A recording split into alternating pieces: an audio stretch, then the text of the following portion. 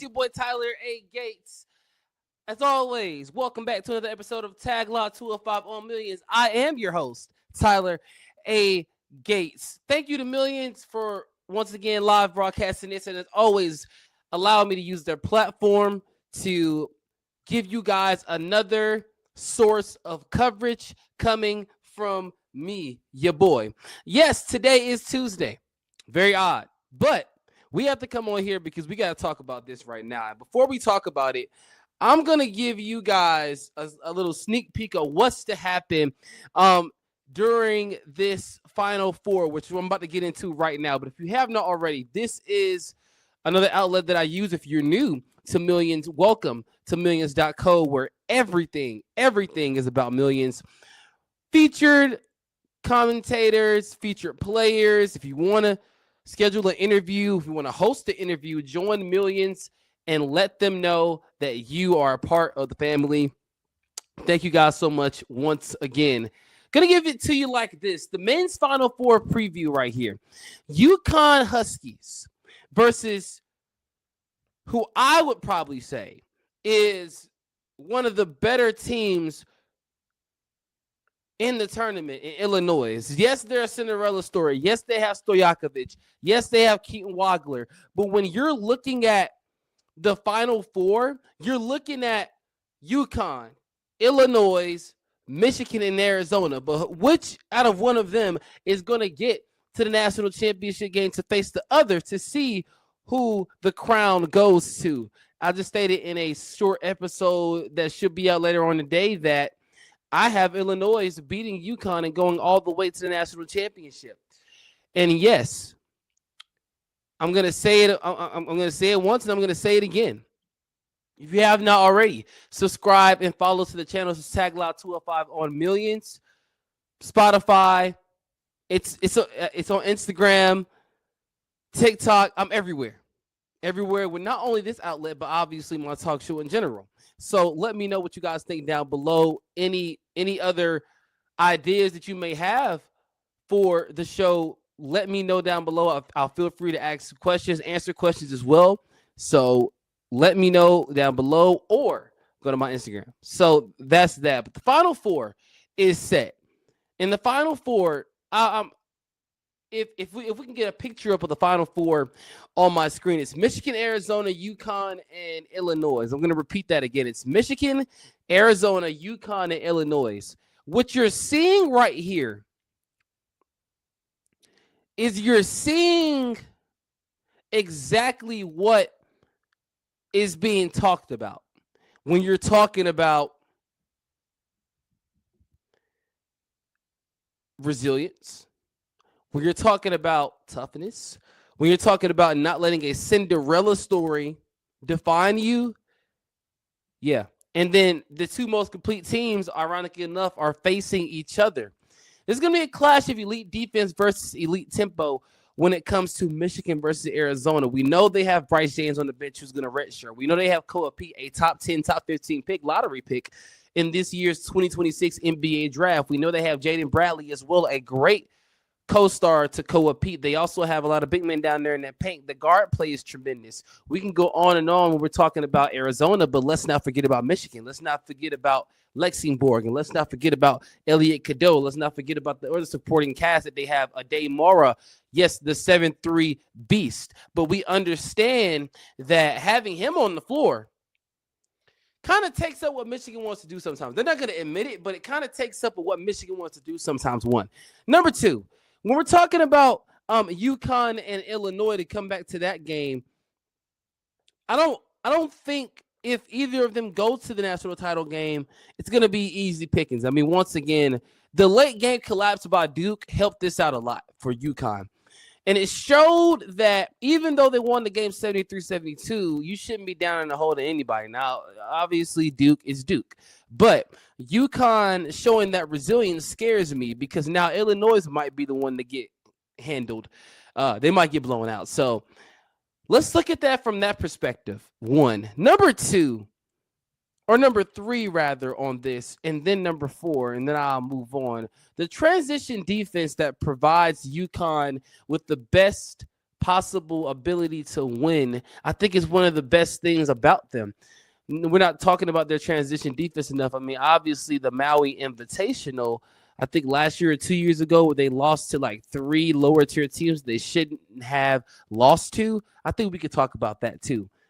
On the other hand, with their defense, the ball movement and their depth has a lot to do about why they are here. Can anyone slow down their half court execution? I think so. I'm gonna be honest with you. I think they can. I think people will be able to slow down this offense that is UConn. And it may be Illinois, it may be Arizona.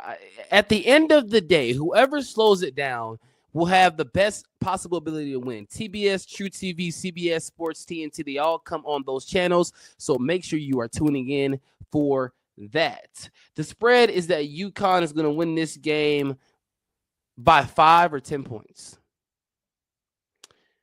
I agree. A lot of people are going to say 20. Once again, I'm going with Illinois to win it by 5 or 10 points, but this is not too far-fetched. Obviously, people might say, yeah, it's going to be a blowout. I don't think so. I don't think it's going to be a blowout. I don't think Illinois is going to let them roll over, especially when you have the son of Paige Stojakovic on your team. You have somebody named Keaton Wagler, who is very underrated and not being looked at as a top 10 pick. But I digress on that subject. And to really look at the outcome of this debate angle, does Duke's late game collapse have UConn on too much of a high? And I'm going to say yes. I think that their high has everything to do with what's not. And what I mean by that is, don't let this get caught up in your head too much to the point where you forget who you're facing. Yes, Illinois is the Cinderella story in this year's Final Four. But at the same time, they're not here for any reason. They're here because of what they've done.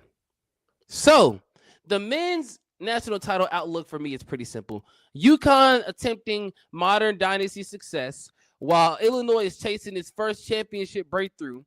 And the potential heavyweight defensive battle between Michigan and Arizona is going to be something to see. How are they going to lock down a day more? We're going to see about that. Is Koa Pete going to be matched up on more?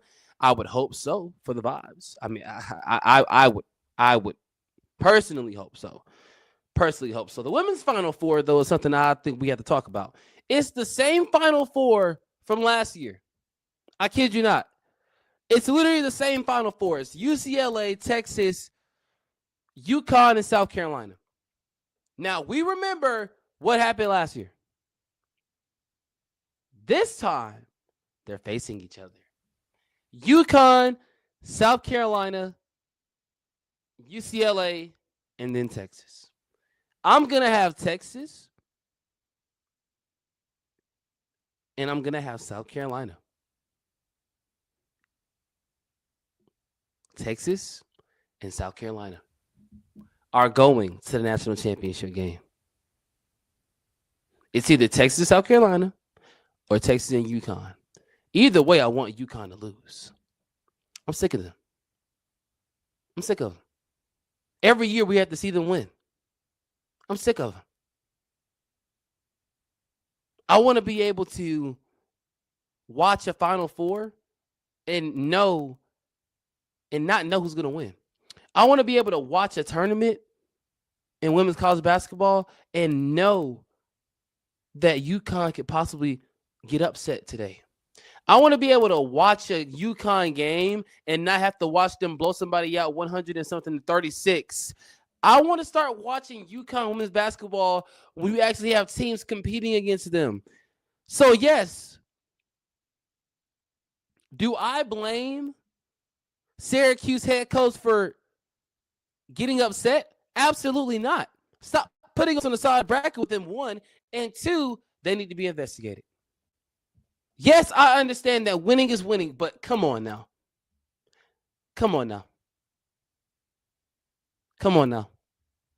That's all I'm gonna say. It's just come on now. Really? I don't think so.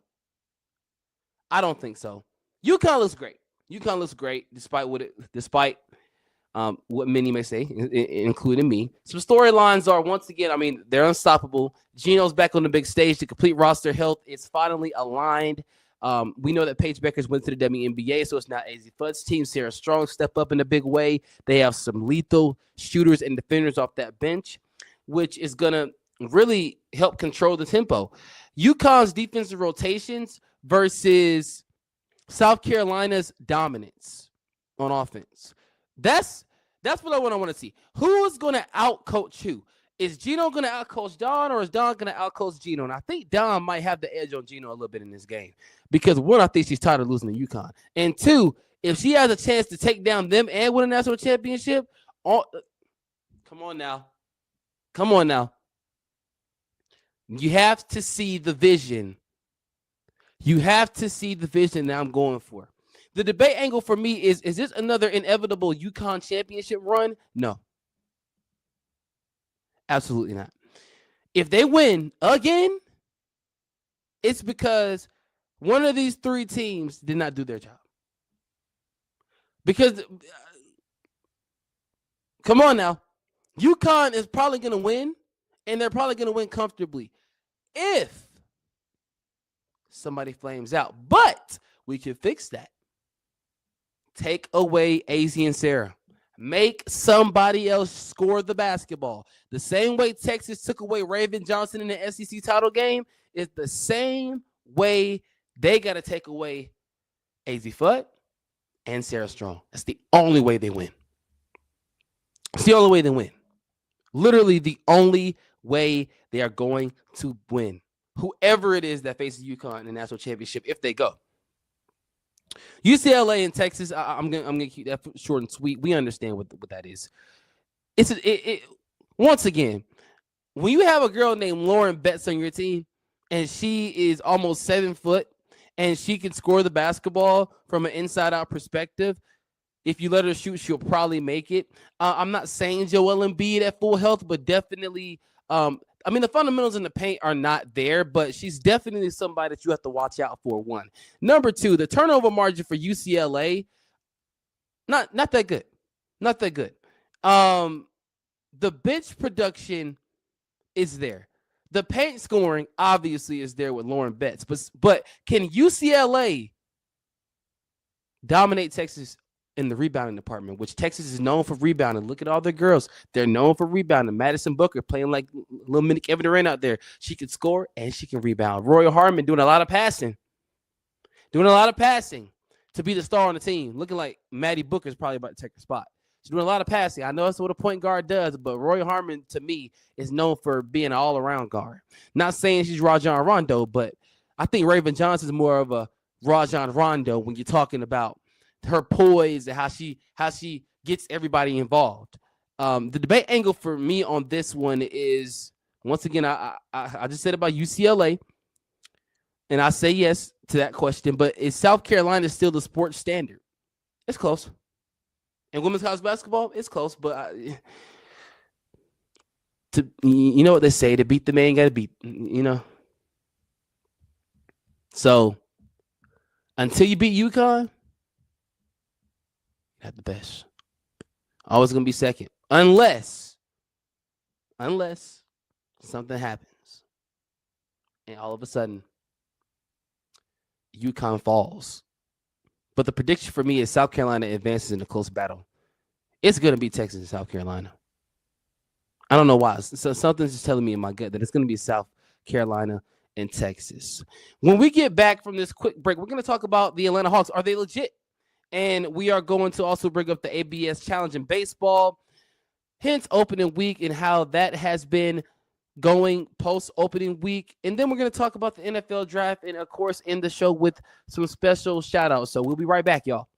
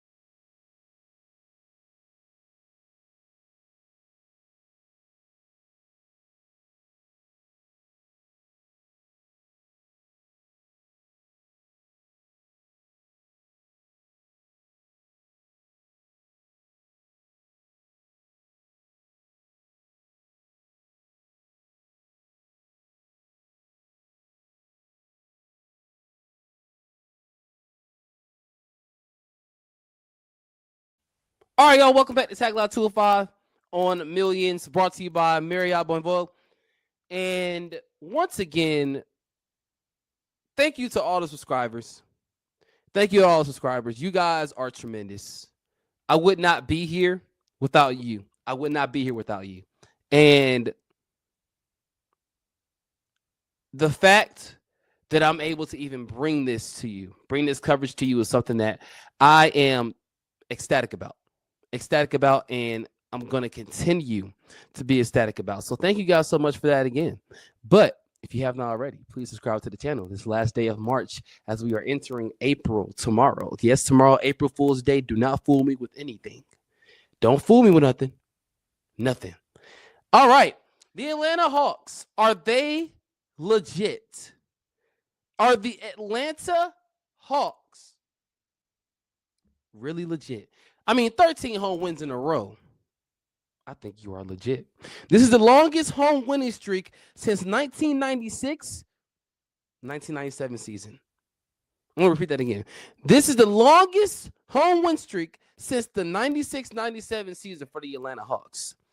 Now, you guys know me as a diehard Atlanta Hawks fan and a great and proud native of the city of Atlanta, Georgia. I think this is beautiful. On-C Soleil, good job. Jalen Johnson, way to take over, because now it's the Jalen Johnson era. Don't even think about that past era like that. I mean, I do. I miss it, but we want to leave because of reasons that had nothing to do with you. Not going to get into that. But Jalen Johnson and the Atlanta Hawks are legit. Some pointers here. They improved their offensive efficiency post All-Star break. Jalen Johnson was an All-Star this year, by the way, in the running for most improved and MVP. I hope he wins one of them, but Nickeil Alexander-Walker, it's okay then. So the defensive effort is trending upwards. The play-in position tightens in the Eastern Conference standings with their winning in their 13-game winning streak at the house, along with their winning streak that they went on previously. The offensive pace among the league leaders. Every Atlanta Hawk has some statistical rise this year, and I love it. But the Atlanta Hawks are league leading in about three things, major things as well. But the big question for me is, are they dangerous or just hot? That's number one.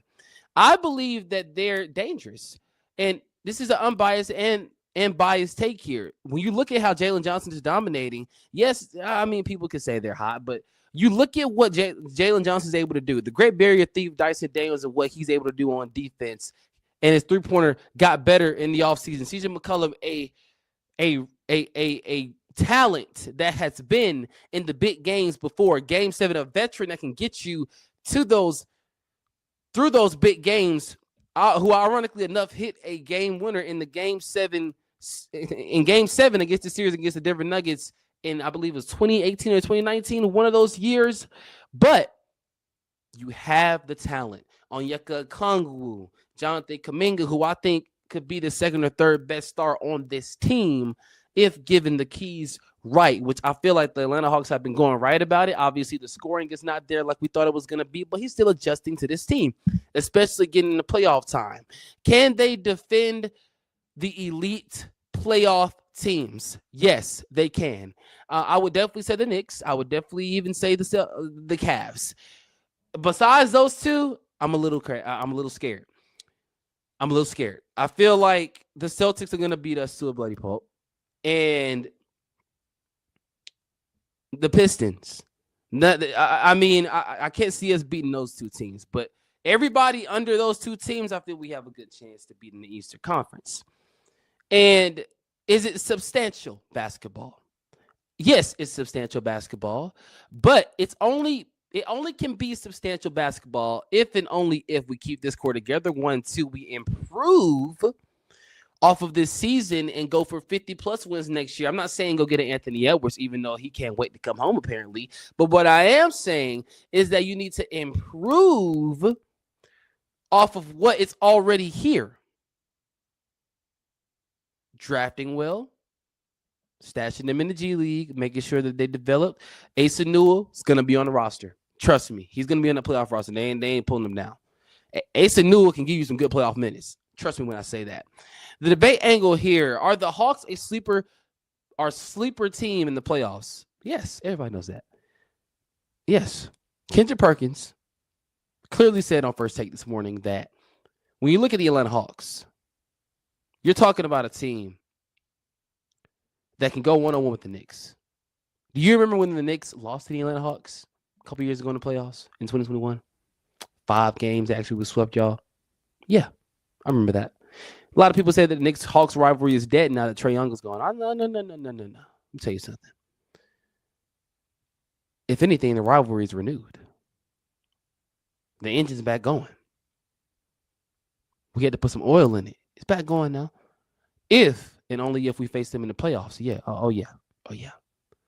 If that series go past 5 games, we're winning the series. Guarantee you. If it goes past 5 games, we're winning a series against them. Unbiased take. That's just how it is. The dangerous playing team that is the Atlanta Hawks that could steal a first rounder, could steal, if momentum holds, they could steal this. But to move on from my Atlanta Hawks, speaking of changes and how it impacts competition, this baseball ABS challenge so far, CB Buckner, I'm going to just say, he is not pleased. Rob Parker, a great friend of mine and a mentor to me, Rob Parker, MLBBro.com, is one of the league's best reporters of all time. Sports media, sports journalism, especially in baseball, talking about black and brown players. He went on MLB Now this morning and said this about the challenge. He said he lied. He said he doesn't like it because now what you're doing is you're taking the fun out of the game, essentially taking the umpires out. And I would agree with him. But only on this case. The challenge, I think it's justified, but it can also be a little bit too much because the originality of the call needs to stick. The originality of the call, for me at least, needs to stick. And having limited balls, limited strike challenge systems, the players challenge umpiring calls, and then the technology assisting the accuracy, it can go one or two ways for you. But the early observations, right? And that's just a slight definition of what it is. But the early observations of it is that the game is moving faster. Players are using challenges strategically now, but the fans are also engaged more in replay moments. I guarantee you there's some fans that go to these games now just to see what the ABS challenge is going to do, just to see, okay, no, y'all need to challenge that. I guarantee you, if it's a pitch that they don't like, they're going to challenge it. Trust me. Now, use those challenges strategically and very wisely because you don't have many of them. But the talking points for me are the pitchers are adapting to the locations.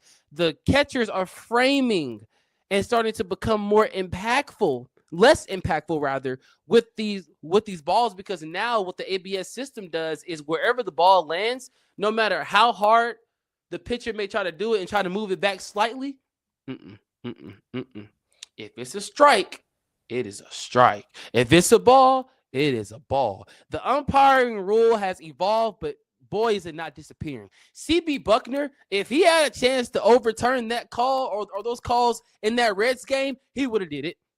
Trust me.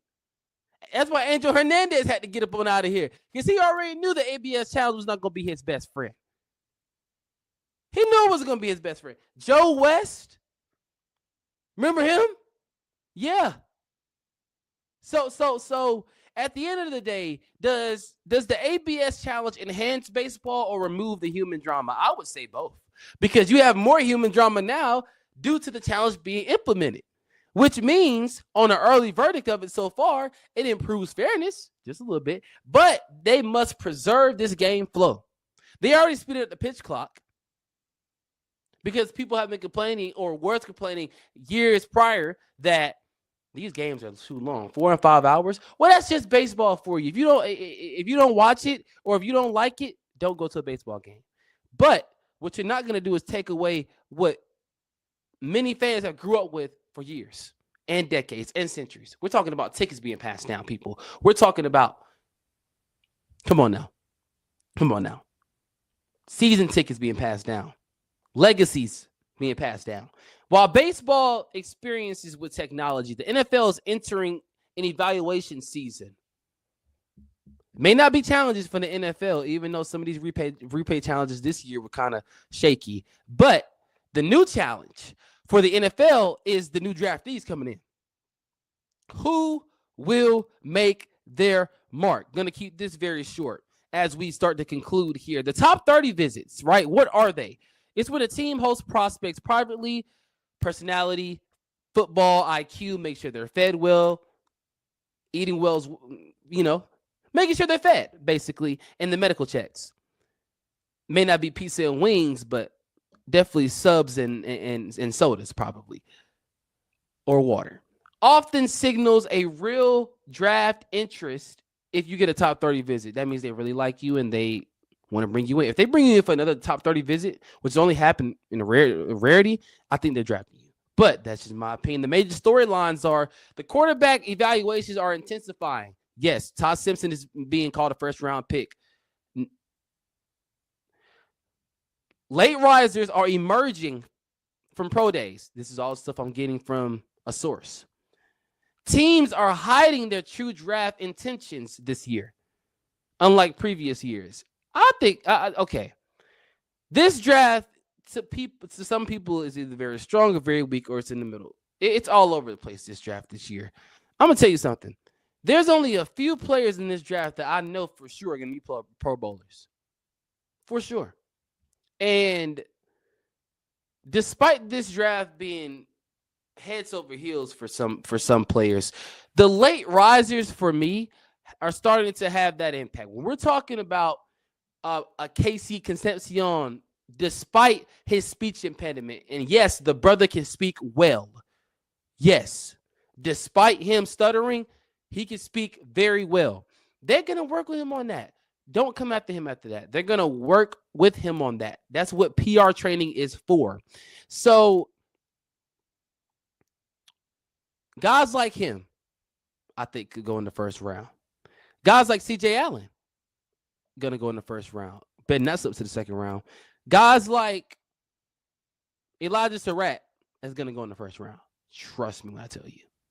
Not a second round pick. He's going to go in the first round. Key pro day takeaways, though, from what I saw, the quarterback accuracy, especially from Haynes King at Georgia Tech, the drills were very heavily scrutinized from what Haynes King did, and a couple more quarterback prospects. Because I'm here in Georgia, I know the scrutiny that this man has gotten. Why are we criticizing Haynes King? What has he done? He hasn't done anything to anybody. Because he can't throw a ball? Because his hands are too small? We said the same thing about Kenny Pickett. I mean, guys, come on. And then the offensive tackles rising on this board.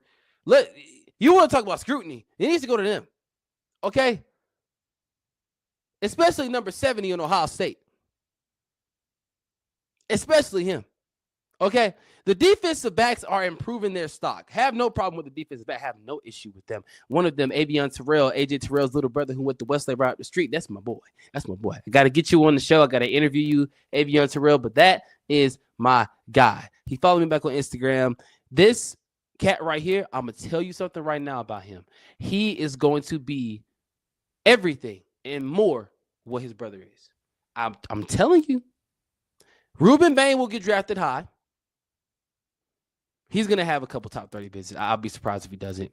Drew Aller is going to get drafted in like the 5th round, unfortunately. Don't be surprised if C.J. Allen gets a top 30 visit. Don't even be surprised if Elijah Surratt has a couple.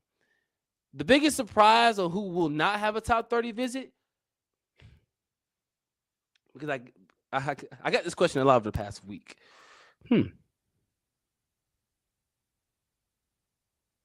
don't know. That's very tough. I have to come back to y'all on that. But anyway, before we go, it's time for some shout-outs. It's time to show love. Shout out to the NCAA Final Four. You guys are doing it big every year once again. Shout out to women's basketball and the growth and the ratings surge, right? Shout out to Braves opening week. Boy, it was great. Beat the Royals. Almost swept them. Beat the Royals, though. That's good. Bobby Witt, hey, you know what I'm saying? Hey, look. I'm trying to do some early recruiting because I feel like Bobby Witt Jr. would fit good. He would fit good on this team. Like I said about NFL draft season, I feel like he would fit good on this team. 1. And 2, what are we talking about here? You know, like when you're talking about the Braves, oh, I'm so glad I just thought about this. When you're talking about the Braves, why do we keep hating on Ozzy Albies? Why? I don't know. I don't know. The viewership is daily, and I appreciate it. Once again, I'm your host, Tyler A. Gates. From March Madness dreams to playoff pushes and draft season drama, this is why we love the game. This is why we love sports in general. I'm Tyler Gates. I will see you guys when I see you. And hey, stay live, y'all. Peace.